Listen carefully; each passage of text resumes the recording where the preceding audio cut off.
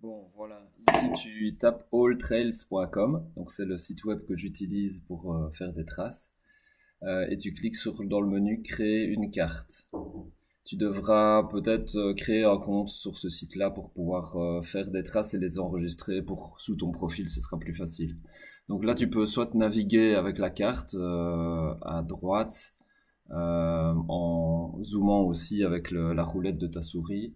Je pense que tu peux taper le nom de la ville pour retrouver directement, mais je ne suis pas sûr que ça fonctionne. Ouais, là, tu vas trouver les itinéraires de la ville. Donc, je te conseille pour créer une carte personnelle de bien aller dans le menu et de cliquer sur créer une carte. À ce moment-là, tu navigues jusqu'à trouver Baratier. Je sais pas ce que je fais en Italie, mais voilà. Et tu zoomes avec la molette de la souris. Alors, ici, tu vois déjà Baratier, sa sauveur, etc. sur la carte. Tu vois que c'est un mode d'affichage de la carte qui affiche le relief et les courbes de niveau. Par contre, tous les chemins sont affichés pareil. Donc, il y a des options sur la carte. Tu peux cliquer. Ça, c'est le mode All Trails, celui qu'on a. On a les routes en dur, on a d'autres options. Et celle qu'il faut utiliser, c'est OSM. Il y a aussi OCM pour le vélo, mais OSM, c'est le mode qui ressemble à une cartigène. Quand tu cliques dessus, tu verras apparaître une similitude avec les cartigènes. Tu ne vois pas le relief et les courbes de niveau. Je trouve que c'est pas très pratique, mais bon, en naviguant entre les deux modes, tu y arrives. Par contre, là, tu vois la différence entre les grands chemins larges et les petits sentiers. Moi, je préfère ça pour aller chercher des petites traces. Comme tu connais la taille des chemins, par contre, pour essayer de visualiser un peu le dénivelé, bah, tu peux zapper entre les deux modes. Tu peux aussi descendre dans les détails de la carte et afficher les randonnées balisées, soit VTT, soit pédestre. Là, j'ai affiché les randonnées balisées. À ce moment-là, sur le fond de carte, il va t'afficher normalement les randonnées balisées du coin. Bon, là, on voit qu'il y en a deux. Il y a OGR et Saint-Jacques-de-Compostelle et une autre balade, qui est le tour du lac, je pense, là, en jaune et rouge. Voilà, tu peux activer, désactiver ces modes-là. Là, je vais essayer de les désactiver. Enfin, donc tu fais réinitialiser si tu veux revenir sur le mode de base.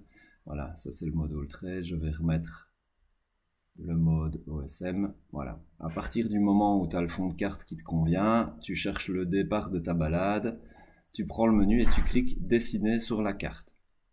Charger à partir d'un fichier, c'est si tu as déjà un fichier GPX.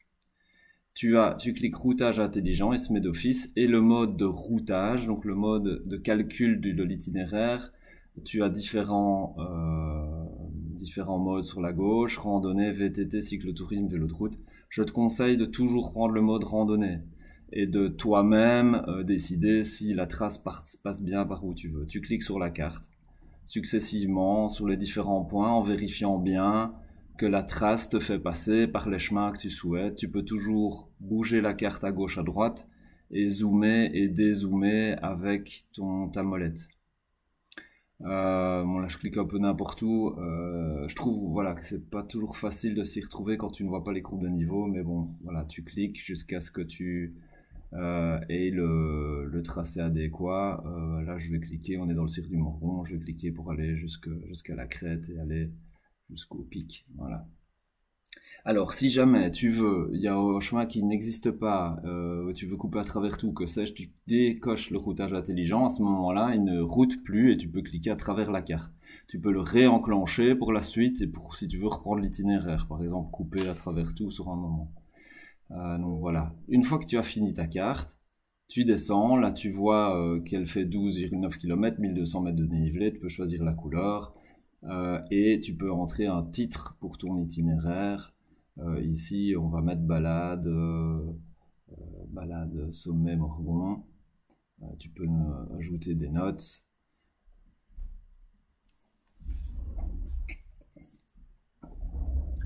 Et faut bien mettre niveau de confidentialité publique pour que tout le monde puisse y accéder.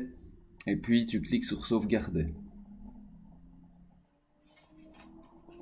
La carte est sauvegardée. Tu peux visualiser le profil et naviguer, là tu vois où sont les côtes et les descentes, un petit peu la dénivelée, etc. Si jamais, tu peux aussi ajouter ce qu'on appelle des waypoints. Bon, c'est pas très utile, mais on ne sait jamais. Bon, ici, j'ai tapé source. Et tu déplaces le point jusqu'à le mettre sur la carte si tu veux indiquer un point exceptionnel, je sais pas moi, une chapelle à regarder, un point de vue. Tu peux aussi l'afficher sur la carte, le mettre à l'endroit et le sauver. Il s'affichera sur la carte à l'endroit sélectionné. Tu cliques ensuite sauver la carte personnalisée. La carte est terminée. Alors là, tu as plusieurs modes. Soit tu peux télécharger l'itinéraire. Si tu cliques là-dessus, tu vas pouvoir télécharger le GPX. Soit tu fais partager la carte. Donc là, c'est pour télécharger le fichier GPX pour les GPS, Garmin ou autres. Soit tu fais, donc là, il est en train de sauver sur mon autre écran. Soit tu fais partager la carte, c'est ce que je te conseille de faire. Et alors, tu as différents moyens. C'est différents moyens de renvoyer vers le lien, simplement le lien Internet qui renverra sur cette page de cette carte-là. Soit par mail, soit copier le lien, soit télécharger le code QR. Le code QR, c'est le mode le plus facile pour les gens. Tu télécharges le code QR et tu vas télécharger en fait une image du code. Une image ici, PNG, que tu peux sauver à un endroit particulier de ton PC. Ici, je vais créer un nouveau dossier intitulé code QR balade en brun. Dans ce dossier-là, on peut y stocker tous les codes QR des balades et je sauve balade Sommet Morgon, j'enregistre. Cette image-là, tu pourras l'insérer par exemple dans un document Word que tu imprimerais pour mettre dans un classeur par exemple, papier. Donc là, j'ouvre Word. Tu crées un nouveau document, tu vas simplement, c'est une page blanche, insérer une image.